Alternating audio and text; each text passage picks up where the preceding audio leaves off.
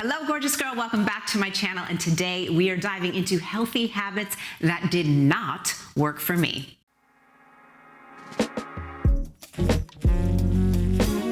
We are all out here trying to do our very, very best and trying to eat our healthiest, be our strongest, really make the best choices possible. And if you're anything like me, I am now 49 years old. I'm turning 50 next month. Over the years, things really changed for me, what my body would allow. And even these seemingly healthy habits, they just stopped working outrightly for me. So that's what we're gonna be diving in today. And I'm gonna be keeping it focused on nutrition, because I know one thing that all of you are very interested in is, what do I eat on a daily basis to really look and feel my best? So in case you're new here, hello, I'm Tracy. Like I mentioned, I'm 49 years old. I'm a certified holistic health coach, Pilates instructor, and personal trainer. I've been in the wellness industry for 25 years. If you want to really no BS approach to health and wellness and really showing up as the best version of you, you're in the right place. And really quick, if you haven't already, do click on the subscribe button. It really does help to support my channel, and it's totally free. So many years ago, probably when I was in my early 30s, which is crazy because it's almost 20 years ago, it feels like yesterday, but I remember, I was really into practicing yoga. I loved it. And, they were really touting that a raw food diet was it. You're going to eat healthier. You're going to eat an abundance of fruits and vegetables. And, you're going to look and feel so amazing. And it's going to be just life-changing for you. And for me, it absolutely was not a good thing for me at all. Now, at the time, I was living in New York City, and if you've ever been in New York City, especially in like January through March, it is cold AF. So eating all that cold food for a person like me was actually really uncomfortable. I, was craving soups and warm, heated foods and things that just made me feel a little bit cozier. So just from a comfort perspective, that really did not work for me. But also from a scientific perspective, especially at this age in my life and as we're going through perimenopause, which can start even up to 15 years before your last period, many women start experiencing gastrointestinal issues and having digestive issues when they're even in perimenopause. Things just start slowing down. So eating a diet that is just that high in fiber can be really challenging for your body. Now, of course, with all things nutrition, there is no one-size-fits-all plan because your body is your body. And we're going to dive more into that in a little bit.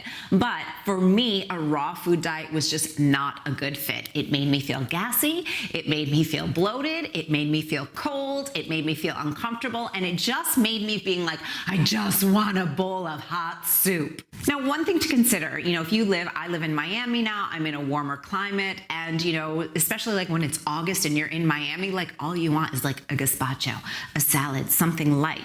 There is really an energy to our food, and your climate and your environment really feeds into that. So people that live in warmer climates, yes, they probably can tolerate more raw food. But if you're a person that lives in a colder climate and now it's fall and it's going into winter, it just might not be the right fit for you. And another thing that a lot of women experience in perimenopause and menopause is that we often experience a decrease in our energy levels. And it can be really difficult if you are following a strictly raw food diet to get enough calories, vitamins, and minerals that you need in order to really keep yourself energized. So what does work? Well, at this point for me, of course, I love salads. I love vegetables. I love fruit. I talk about fruit all the time on this channel, right? And these are things that I absolutely cannot live without. But if you were to tell me right now that I had to follow a strictly raw food only diet, that just would not work for me, for my life, my lifestyle, and just my energy and where I am from a hormonal perspective, and not to mention just taste perspective. So I like doing a mix of cooked and raw food and fruits and vegetables, and that's what seems to work for me, having a real variety of things. Now, I know some of you are thinking, but I love eating raw food and I've been doing this for years and it's really the key to life. That's fantastic. But remember, every body is different. So really listen to your body and see what works best for you. So another healthy habit that people often say that you've got to do. If you want to feel your best, you've got to get rid of all caffeine. No caffeine at all. It's just going to zap your energy. It's going to give you a crash, and it's just not good for you, right? Wrong. And that really, really did not work for me to have absolutely no caffeine at all. I tried it, and let me tell you, not only was I tired, but I had such headaches, and I just felt like absolute crap. And, I was like a decaf girl. I only drank decaf coffee, which has usually about 30 milligrams of caffeine per cup. I believe it's like a third of the caffeine that's in a regular cup of coffee. But then I had a daughter, and my girl decided at 3.5 years old that sleeping was just not for her anymore. So I started needing a little bit of a boosty boost myself. Now, I've been talking about how much I love matcha on my channel for nearly the last decade, and that's why I'm so happy to once again partner with Peak for today's video. I'm always looking for a way to really feel my most healthy and energized throughout the day, and that's why I'm so thrilled to introduce you to the Peak's Radiant Skin Duo. I love Peak's Sun Goddess Matcha. Due to the L-theanine, it gives me sustained energy, but I don't get any of those jitter or caffeine crashes or anxiety. And that's what I definitely experience with coffee, but I absolutely do not experience that at all with Peak's Sun Goddess Matcha. And when you couple that with their BT fountain, it contains hyaluronic acid and minerals that help my body absorb water more effectively, which keeps my skin and body hydrated and plump. And I don't have to tell you that during menopause specifically, dehydration and having that kind of dry, itchy feeling skin is a problem that many of us suffer with. What I also really love about Peak's Radiant Skin Duo is that the packets are just so adorable and easy to carry around. Now, I know right now that a lot of girls are walking around with their gigantic mugs and their little cups and like toting along their water, but if your body isn't actually hydrated properly, which is what BT Fountain does, you're not going to even be getting that hydration to go into your skin and body. And personally, I just find those big cups just not chic at all. I love that it's just so easy for me to keep my Radiant Skin Duo with me. I can just easily toss them into my purse. Their matcha is quadruple toxin screen for purity. It's ceremonial grade, organic, and so delicious. The BT Fountain is a hydrating and repairing beauty electrolyte. The ceramides, hyaluronic acid, and electrolytes work together for visible results within 30 days of consistent use. So I love that I have a really fun and important trip for me that's coming up this month in Italy. I'm hosting my first ever retreat in Italy, and I'm just so thrilled that it's going to be so easy for me to take my Radiant Skin Duo with me on the trip. So definitely check out Peak if you haven't. It's a company that I absolutely love and really something I use on a daily basis. So check it out. I'll leave all the information down below in the description box, which you can find right under my head, where there's the title of the video. You'll just tap on the word more, and then if you're on mobile, you got to tap it again, and you will see absolutely everything listed there for you. Now, this next one is very controversial, and I can hear you just going off in the comments, and that's okay. It's okay for us to have different experiences. Again, my body is my body, your body is your body. But what doesn't work for me anymore, and I used to do it? Intermittent fasting.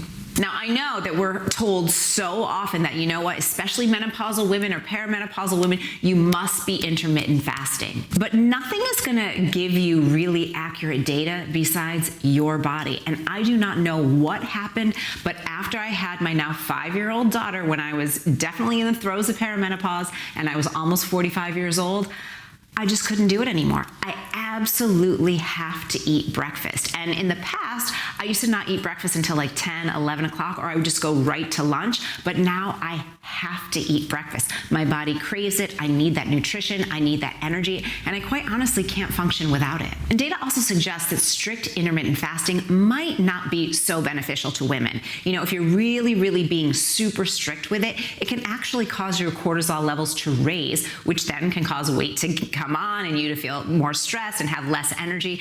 And also it can be difficult for women to get adequate nutrition.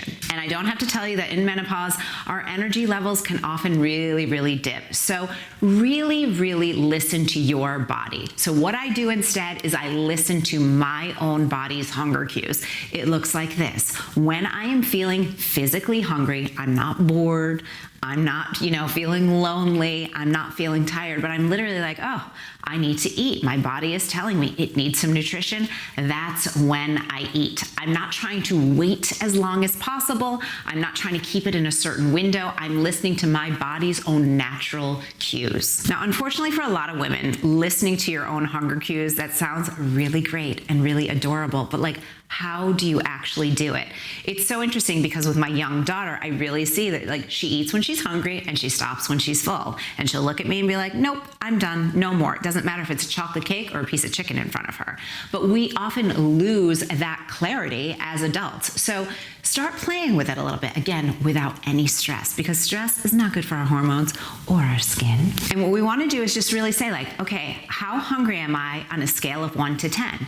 If it's a 1, okay, I don't need to eat at all. If it's 10, I've gone way past it. And eat when you're at about a 6 or a 7. It's not a game of how little can you eat? We've all done that before and that doesn't work, right?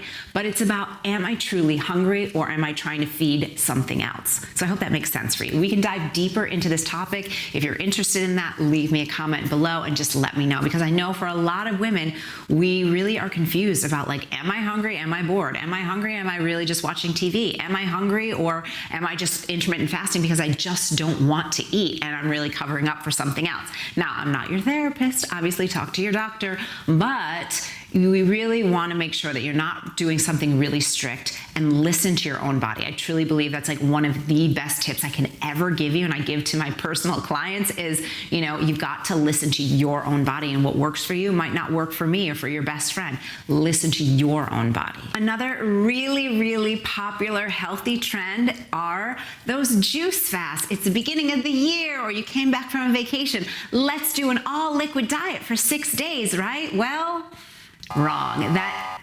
absolutely did not work for me. It made me feel jittery. It made me feel crazy. It made me feel hungry. It made me feel hangry. It made me just feel absolutely awful. It was not something that I could do. And the reason behind that is juice, no matter if it's a green juice or a fruit juice, but even those, seemingly healthy green juices, it is a spike in your blood sugar because the natural fiber of the vegetables and the fruit are taken out. And it's the fiber that actually slows down that naturally occurring sugar into your bloodstream. That's why I am not a fan of juice at all. I remember when I was a Pilates instructor, I used to have so many girls that worked kind of in fashion or were real estate, Wall Street girlies, and they're always looking for those quick fixes, right?